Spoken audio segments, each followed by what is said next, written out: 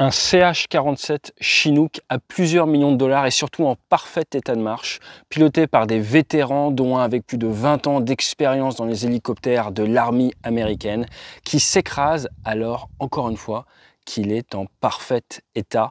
Et tout ça à cause d'un iPad.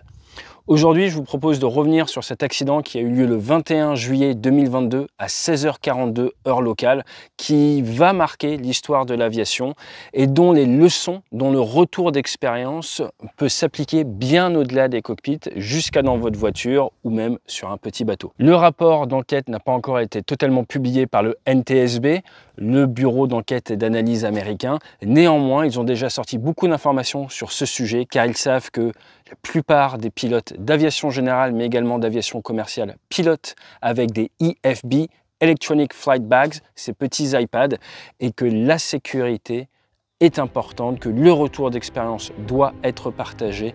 Et si ce Chinook est tombé à cause d'un iPad, eh bien cela doit inciter tous les pilotes, mais également tous les conducteurs automobiles ou de bus à faire preuve d'encore plus de sécurité qu'avant. Allez, jingle.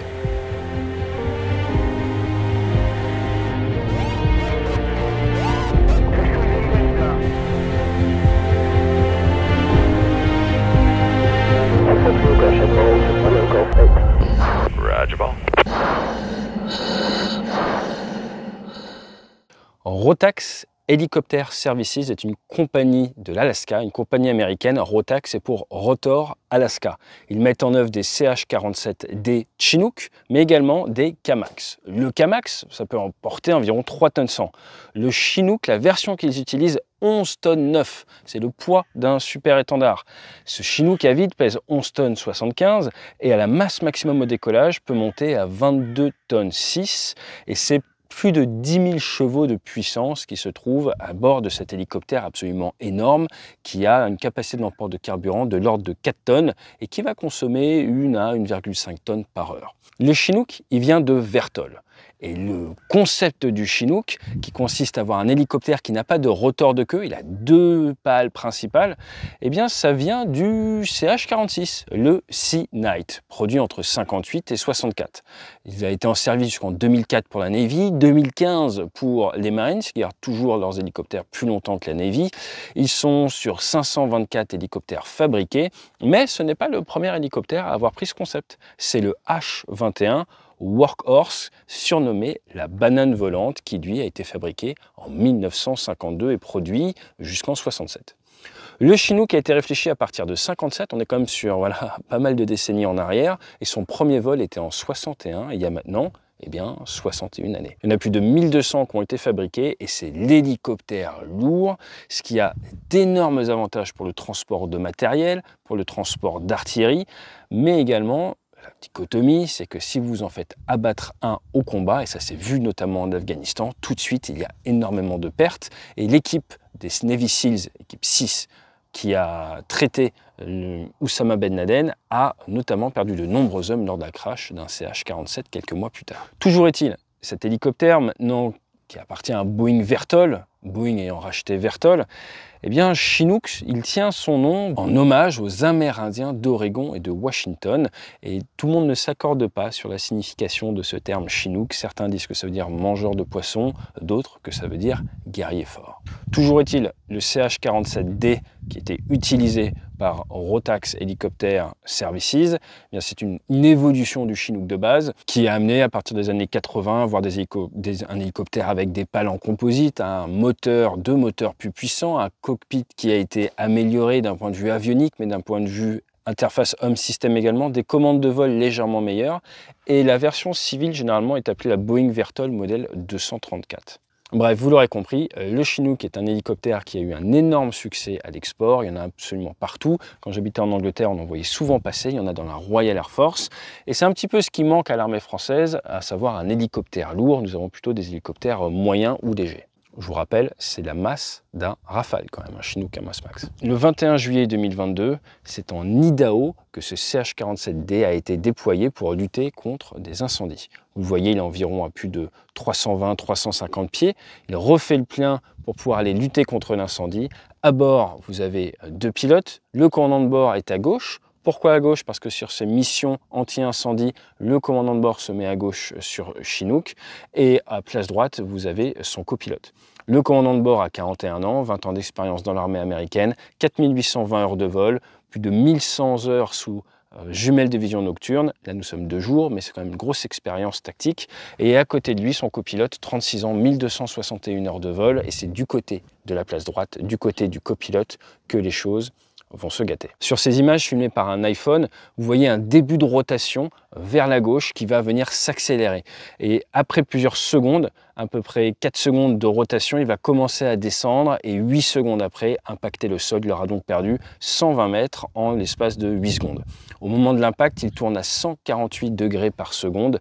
Et pour ce qui est de ces pales, de ces rotors, les 2 rotors tournent à 225 tours par minute. On est donc sur 11,25 pales par seconde et c'est tout à fait cohérent avec un moteur en bon état de marche. Pendant les mois qui ont suivi cet accident, le gros de la communauté a pensé à un gros souci au niveau des commandes de vol. Et en fait, comme je vous l'ai dit en introduction, c'est l'iPad place droite du côté du copilote qui est responsable de cet accident. Alors comment est-ce que c'est possible? Sur un hélicoptère, normalement au niveau du palonnier, au niveau des pieds, vous pouvez enfoncer à gauche ou à droite, ça va venir gérer l'anticouple. Vous avez un petit rotor à l'arrière et ça vous permet de gérer le lacet. Là sur Chinook c'est différent, mais le palonnier vous donne également le lacet. Et vous l'avez bien vu avec ce départ par la gauche, en fait l'iPad est tombé, est venu se loger au pire endroit possible entre le palonnier gauche, le levier de réglage du palonnier, c'est un levier de réglage manuel et qui est individuel par palonnier. Souvent sur avion, vous pouvez régler les 2 palonniers en même temps. Ça avance ou ça recule. Là, c'est un réglage individuel par jambe. Et donc, l'iPad est venu se mettre entre le palonnier gauche, le levier de réglage manuel du palonnier gauche et la cellule, la structure de l'avion. Et les enquêteurs ont réussi à retrouver l'iPad et voir 3 impacts au niveau de la vitre de l'iPad qui correspondent exactement à ce que je viens de vous décrire. Ils sont montés dans un autre CH47D, vous voyez toutes ces photos d'illustration pour montrer ce qui s'est passé. En venant se bloquer, si vous faites pression sur le palonnier droit pour essayer de compenser ce qui se passe du côté gauche, eh bien ça va tordre l'iPad, ça va créer une pression supplémentaire et ça ne va en rien le libérer ou en rien atténuer la pression qui est faite sur la partie gauche. Pourquoi? Parce qu'ils avaient le trim qui était enclenché. Et ce trim sur le Chinook, eh bien, ça vient vous faire maintenir le palonnier là où il était enfoncé. C'est-à-dire que quand sur un DR400 vous enfoncez, vous relâchez, ça revient. Avec ce trim enfoncé, vous enfoncez et ça reste en place. Il faut venir compenser avec l'autre côté. Donc une fois que l'iPad a fait pression sur la partie gauche, il a été bloqué en partie gauche, d'où ce mouvement de rotation. Vous allez me dire, ça n'explique pas pourquoi l'hélicoptère est descendu. Le compte-rendu d'accident final n'est pas encore sorti. Il y a plein de raisons pour lesquelles il a pu descendre derrière, notamment des actions pilotes ou autres, ou des réactions face à ce type de panne quand vous avez un rotor de queue. Toujours est-il, ce que l'on sait, le message que le NTSB veut vous faire passer, c'est qu'un iPad peut se retrouver à FOD, comme on dit, Foreign Object Debris, ou Damage, ça dépend comment on le regarde, peut amener à la perte d'un aéronef. Ce n'était pas encore arrivé à ma connaissance dans l'aviation. N'hésitez pas à me le dire si vous avez entendu parler de cas d'iPad et d'IFB qui amènent comme ça à un blocage des commandes de vol. C'est donc la première fois que ça arrive et c'est très très important de bien sécuriser, de bien s'assurer que les iPads sont bien accrochés dans les cockpits, d'autant plus que dans le CH47, ils ont réussi à recréer les conditions. Ils se sont rendus compte que vu la taille du pilote et vu sa position, il ne pouvait pas avec son casque aller récupérer l'iPad. Le CH47 est tellement gros qu'il ne pouvait pas, même en se penchant vers l'avant, récupérer l'iPad. C'était hors de portée. Il fallait qu'il se débranche complètement. C'était impossible pour lui de récupérer l'iPad dans cette position-là.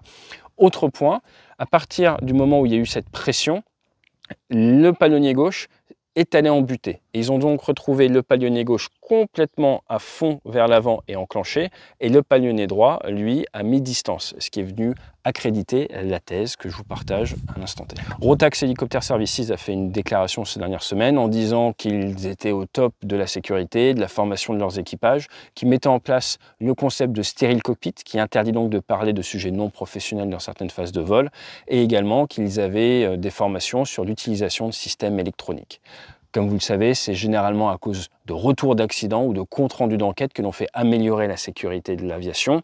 Je pense que cet accident va être marquant et que tout le monde maintenant, quand on va utiliser son IFB, va penser à cette perte du CH-47 et de son équipage en juillet dernier dans l'Idaho. Maintenant, est-ce que c'est la première fois qu'un avion ou un hélicoptère est perdu à cause d'un objet comme ça qui se balade dans le cockpit?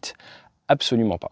Alors des fois, ça ne prête pas à conséquence, comme vous pouvez le voir sur ces images des Thunderbirds ou encore sur la caricature que vous connaissez sûrement de notre film préféré. Mais blague à part, dans l'aviation, on a déjà eu des stylos qui ont bloqué des commandes de vol. On a déjà eu, dans le cas O'Bird, un petit avion utilisé par les forward air controllers au Vietnam, qui est allé au tas à cause d'un thermos qui s'est bloqué, ou même dans l'aviation légère, chez les ULM, un RV-8 qui a fini très mal, avec un blessé grave et une personne qui a réussi à s'en sortir sans trop de dégâts, à cause d'un stylo au niveau du palonnier. Si on veut aller dans l'aviation de ligne, vous avez même un Embraer 190, où une des hôtesses avait mal sécurisé la cabine, et lors du posé, le chariot est sorti et est venu la percuter, la pauvre qui a été très blessée. Donc que vous soyez dans le galet, que vous soyez à l'arrière, que vous soyez dans le cockpit d'un avion léger, d'un avion de chasse, d'un avion de ligne. On a même vu du café renversé qui a éteint des réacteurs sur Airbus A350. Si ça vous intéresse, dites-le moi en commentaire, on en parlera sur la chaîne. Et il faut faire extrêmement attention. Et là, vous allez me dire, c'est bien, moi j'aime bien les vidéos, j'aime bien m'inspirer des méthodes de l'aérien, mais je me sens pas trop concerné. Eh bien, vous avez tort. Pourquoi? Parce que pensez à la conduite automobile. Dans la conduite automobile, la sécurité routière, il est montré que vous avez 23 fois plus de chances d'avoir un accident si vous utilisez votre téléphone, mais combien de fois avez-vous fait tomber votre téléphone en conduisant? Et également, combien de fois avez-vous eu des objets non sécurisés dans la cabine qui se sont baladés et qui auraient pu venir gêner au niveau de vos commandes? Je suis allé faire un tour du côté de la sécurité routière américaine. Ils estiment qu'il y a 13 000 blessures par an à cause d'objets qui ne sont pas sécurisés dans les voitures. Il donne l'exemple d'un projectile, d'un objet de 20 livres qui, lors d'une décélération suite à un accident à 90 km/h, va se retrouver avec une force de 1000 livres, une force capable pour arracher un bras. Donc en fait, tous les objets non arrimés dans votre habitacle, en cas d'accident, peuvent devenir des projectiles. En plus du fait que tous les objets non arrimés peuvent éventuellement, alors c'est rare, mais ça peut arriver, venir gêner au niveau de vos commandes et donc se mettre derrière une pédale et créer un accident. Retenez cette statistique qui est très intéressante, 13 000 blessures par an à cause des objets non sécurisés, et je pense que les lessons learned, que le retour d'expérience de cet accident tragique de CH-47 piloté par des pilotes qui essayaient de protéger la nature, il est double. Dans un cas, c'est l'importance de la protection de son cockpit, de bien tout attacher. Et dans un deuxième cas, un énorme rappel au fait de la loi de Murphy, que tout ce qui peut arriver va arriver. Et là, je pense que c'était le pire alignement de plaques de Reason qu'on pouvait imaginer pour cet équipage. Et à partir de là, pour les certificateurs, ou même vous, quand vous installez quelque chose de nouveau, posez-vous la question, quel serait le pire scénario? Quand on prépare nos missions de guerre, on aime bien réfléchir à le scénario le plus probable, le pire scénario et le scénario sans adversaire, le scénario le plus facile. C'est une mentalité que vous pouvez amener également dans la sécurité. C'est ce qu'on fait d'ailleurs souvent en entreprise. Toujours est-il, n'oubliez pas que la checklist a été créée dans les années 1935 par Boeing suite à un accident du prototype du B-17, le YB-17, qui avait décollé avec son blocage commande de vol enclenché, que les commandes de vol, c'est le nerf de la guerre dans l'aviation. Vérifiez toujours que vos commandes sont libres, débattues et sens correct avant le décollage et qu'il n'y a aucun objet qui puisse venir bloquer, gêner ces commandes. C'est tout simplement votre survie et celle des personnes au sol qui en dépend. Et n'oubliez pas cette phrase, êtes-vous prêt à vivre avec les conséquences de votre manque de préparation? Fly safe.